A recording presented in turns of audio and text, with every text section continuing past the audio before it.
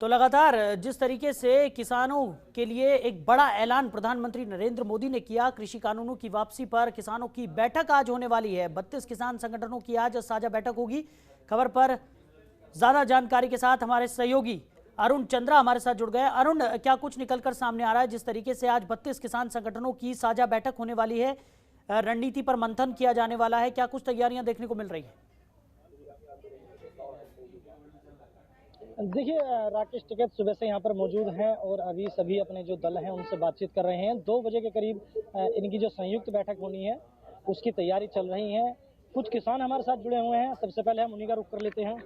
Sir, क्या नाम है आपका? प्रबल प्रताप। प्रबल जी, 3 कानून को वापसी के लिए बात हो चुकी है। प्रधानमंत्री ने खुद खुले मंच से ऐलान कर दिया, तो आपकी क्या प्रतिक्रिया है?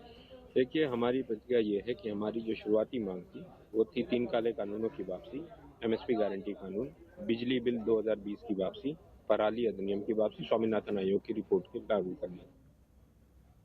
बर्खास्त करिए।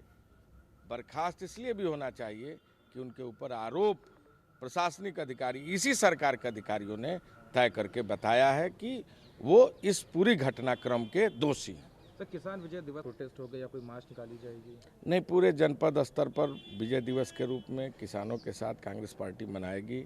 ब्लॉक स्तर पर विजय दिवस मनाएगी, प्रेस वार्ता करेगी और शाम को जो शहीद किसान जिन्होंने शहादत दी है उन लोगों को श्रद्धा सुमन अर्पित करने का काम करें। कल जो बावजूद भी किसान नेता राकेश टिकैत ने उस पर कहा है कि जब तक कृषि बिल पूरी तरह से कागज में वापस नहीं लिया जाएगा सदन में पूरी तरह से, तब तक आंदोलन चलता रहेगा, क्योंकि उनको विश्वास नहीं है। देखिए, इस सरकार का भरोसा करना तो मुश्किल ही है और मैं समझता हूं कि जब तक, कल आदरणीय प्रियंका गांधी जी ने बड़े स्पष्ट शब्दों में कहा कि जब तक अध्यादेश वापस नहीं होता, अध्यादेश तभी होगा जब संसद का सत्र चलेगा और उन पीड़ित परिजनों को, जिन लोगों ने अपनी जान गंवाई, उनके परिवार के लोगों को आर्थिक मदद नहीं मिल जाता और एमएसपी की गारंटी नहीं मिल जाती, तब तक किसान आंदोलन के समर्थन में कांग्रेस पार्टी खड़ी है। काफी सवाल है। उन्होंने कहा कि बुंदेलखंड का कभी विकास नहीं हुआ। इससे पहले की जो सरकार थी, चाहे वो केंद्र में रही हो या उत्तर प्रदेश में रही, उन्होंने कभी विकास की मुख्य धारा से उत्तर प्रदेश को नहीं जोड़ा, जिसके चलते ये सारी चीजें थी। आज यहाँ पे ना कोई माफिया है, हर तरफ बुलडोजर चलता है। मैं समझता हूँ कि प्रधानमंत्री जी हवाई जहाज से सर्वे करने गए थे।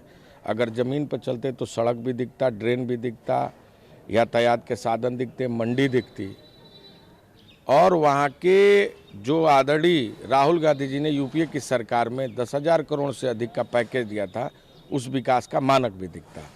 लेकिन अफसोस की बात है, प्रधानमंत्री जी जो बुलडोजर चलाने की बात करते हैं, क्या बुंदेलखंड में किसान आत्महत्या नहीं कर रहा है?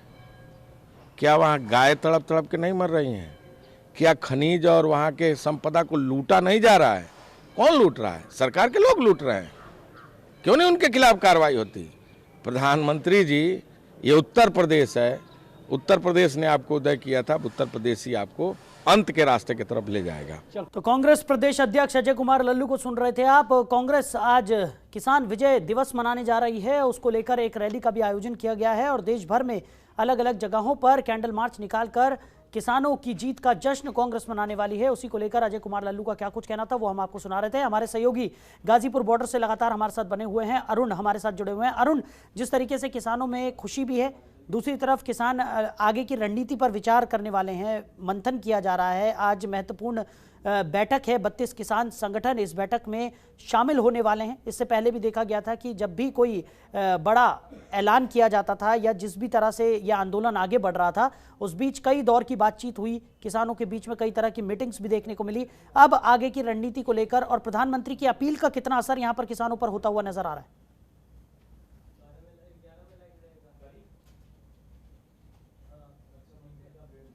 अभी बता रहा हूँ कि प्रधानमंत्री की जो अपील हुई है, किसान उसका स्वागत तो कर रहे हैं, लेकिन अपनी पूर्णतः मांग मनवाने के बाद ही यहाँ से बॉर्डर खाली की बात कर रहे हैं। वहीं जो पहले किसानों का एक नारा था कि जब तक कानून वापसी नहीं, घर वापसी नहीं, लेकिन अब दूसरा नारा और एक किसानों की तरफ से आया है कि जब तक एमएसपी पर कानून वापसी नहीं, एमएसपी पर कानून नहीं बनेगा, घर वापसी ये नहीं जाएंगे। तो ये एक अजीब की स्थिति हो चुकी है, क्योंकि जिस तरह से पहले जो मांगे थी, अब दूसरी मांगे निकल के आ रही है। हमारे साथ और भी कुछ किसान जुड़े हुए हैं, हम उनसे बात करना चाहेंगे। सबसे पहले नाम जानना चाहूंगा आपका। प्रबल प्रताप शाही। प्रबल जी, भारतीय किसान संगठन, बताइए। कानून की वापसी की बात पीएम साहब ने कह दी है, ठीक है, आपकी क्या प्रतिक्रिया है? मैंने आपको पहले ही बताया कि हमारी 4 मांगे। पहला, 3 काले कानूनों की वापसी, एमएसपी गारंटी कानून, बिजली बिल 2020 की वापसी, पराली अधिनियम की वापसी। अभी सरकार ने हमारी एक डिमांड पूरी की है, वो है 3 काले कानूनों की वापसी। मुख्य मुद्दा जो है पूरे देश भर का मुद्दा एमएसपी गारंटी कानून है। एमएसपी गारंटी कानून हमें चाहिए, बिजली बिल की वापसी चाहिए और पराली अधिनियम की वापसी चाहिए। इसके साथ साथ जो 700 किसान शहीद हुए जिन्होंने इस आंदोलन को इस निर्णायक मोड़ पर लाया, उनको शहीदों को दर्जा दिया, उनको मुआवजा दिया जाए और साथ साथ जो किसानों पर केसेस दर्ज किए गए वो वापस लिया जाए।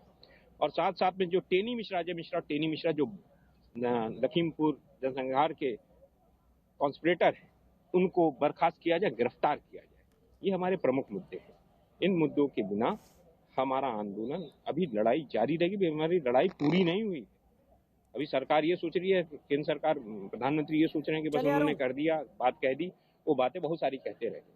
जब तक वो संसद के अंदर लाकर कानून को वापस नहीं लेंगे और एमएसपी की गारंटी कानून नहीं देंगे, बिजली बिल वापस नहीं लेंगे, पराली अधिनियम वापस नहीं लेंगे, किसानों को शहीदों का दर्जा नहीं देंगे, मुआवजा नहीं देंगे, तब तक ये लड़ाई जारी रहेगी। और किसानों ने दिखा दिया है कि 1 वर्ष से किस तरीके से गांधीवादी तरीके से, अहिंसात्मक तरीके से ये आंदोलन चला है, पूरे देश के लिए नजीर पेश की है। और जो WTO की नीति, ठीक है अरुण, यानी कि साफ है, किसानों का कहना है कि जब तक उनकी पूरी मांगे यहां पर नहीं मान ली जाती तब तक ये आंदोलन बदस्तूर जारी रहेगा। हमारे साथ जुड़ने के लिए, इस तमाम जानकारी के लिए आपका बहुत शुक्रिया। खबरों के निष्पक्ष विश्लेषण के लिए सब्सक्राइब करें Jantantra TV and press the bell icon. Never miss any update.